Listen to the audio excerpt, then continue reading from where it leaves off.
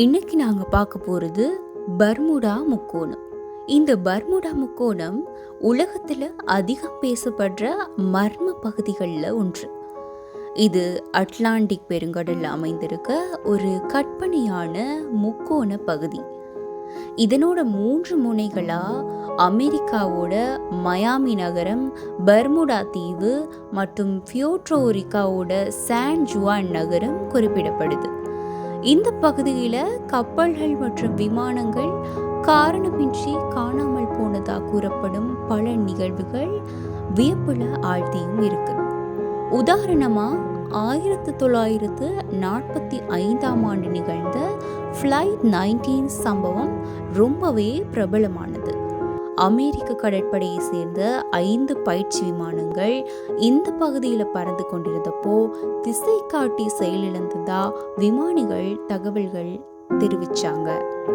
அந்த கொஞ்ச நேரத்திலேயே விமானங்களோட இருந்த தொடர்பு முற்றிலும் துண்டிக்கப்பட்டுச்சு. தேடுதல் பணியில ஈடுபட்ட ஒரு மீட்பு விமானமும் கூட அந்த நேரம் காணாம போயிருச்சு. இந்த சம்பவம் தான் பர்முடா முக்கோணத்தோட மர்மத்தை உலகளவில் பிரபலமாக்குச்சு.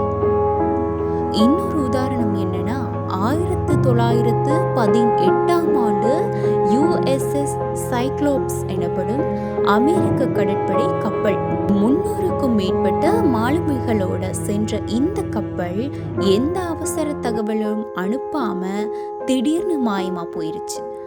இதுவரை அந்த கப்பலோட தடயமே கிடைக்கவே இல்லை. இந்த மர்மங்களுக்கு விஞ்ஞானிகள் பல விளக்கங்களை சொல்றாங்க.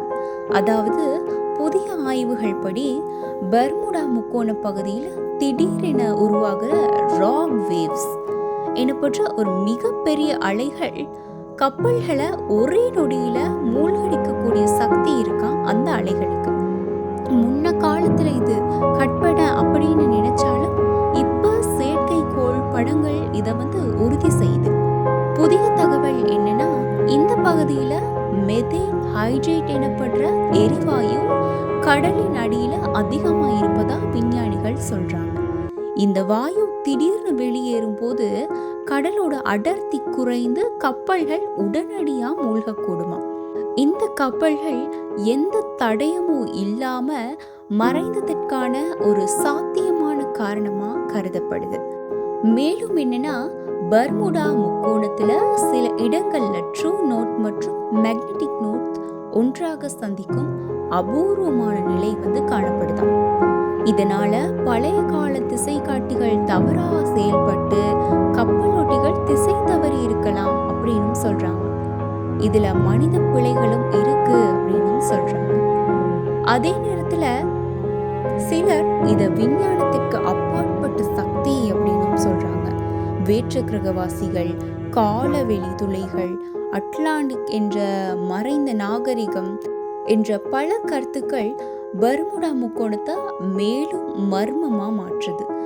திரைப்படங்களும் நாவல்களும் இந்த கற்பனைகளை மக்கள் மனதில் ஆழமா பதிய வச்சிருச்சு. அதுதான் உண்மை.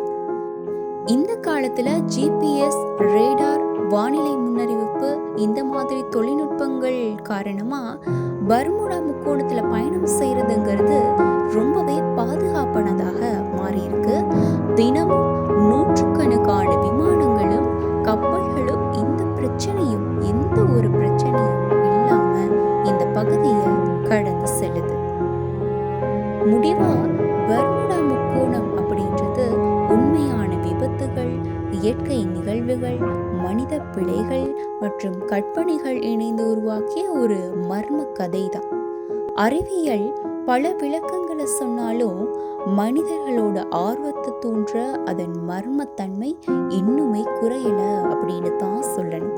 அதனாலதான் பர்முடா முக்கோணம் இன்றும் உலகின் மிக பேசப்படும் புதிராக திகழுது.